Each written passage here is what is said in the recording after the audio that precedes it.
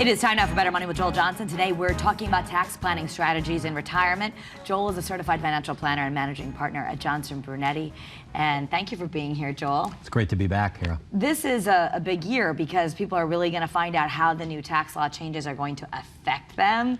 There might be some different strategies, and specifically you're kind of talking about strategies retirees need to consider to reduce their taxes. Correct. One of the great things about being retired, there's many great things, but one of the great things is we can control where our income is coming from. Therefore, we can control how much taxes we're paying and when we pay those taxes. So you have 4 tax planning strategies that you want people to consider. And the first one is deductions and exemptions. Those are the things that we think of, line items, when you want to deduct certain things in your life as a business expense. Or Exactly. Make sure you're maximizing your deductions. And let me just say before we talk about these things, most people should be using a CPA or a tax preparer. A lot of people do their own taxes and they just miss a lot because they just don't know. So if you're itemizing deductions, make sure that you catch every deduction. Now with the new tax law, it might not pay for someone to itemize. They might be better off not itemizing and taking the additional standard deduction because that doubled under the new tax law. Okay, so you might want to just take the standard deduction. Number 2, you're talking about deferring your retirement plan distributions.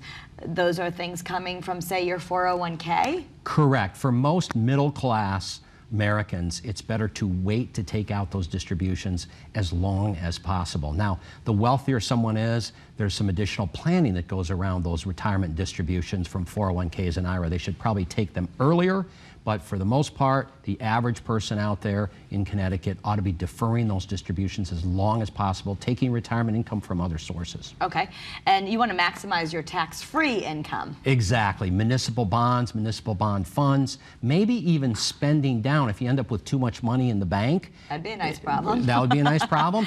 Using some of that for income, because remember, you've already paid taxes on that money. So why not spend that down in the early years of your retirement when you can spend more money? And like my mom and dad in their 80s, they can't spend as much as they used to. So that's when you want to pay more taxes. Okay, and you want to understand how retirement income is taxed. Exactly, and that's a little bit about what we've been talking about, but it gets much more detailed. Different types of income are taxed differently, whether it's capital gains, short-term or long-term gains, ordinary income out of retirement plans, pension income, Social Security, it all gets taxed differently.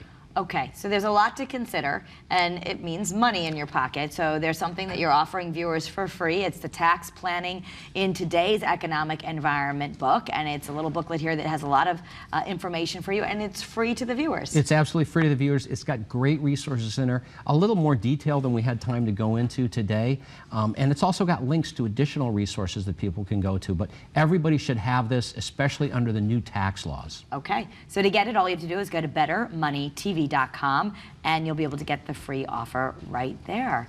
Thank you so much, Joel. It's great to be back, Kara. That's Better Money.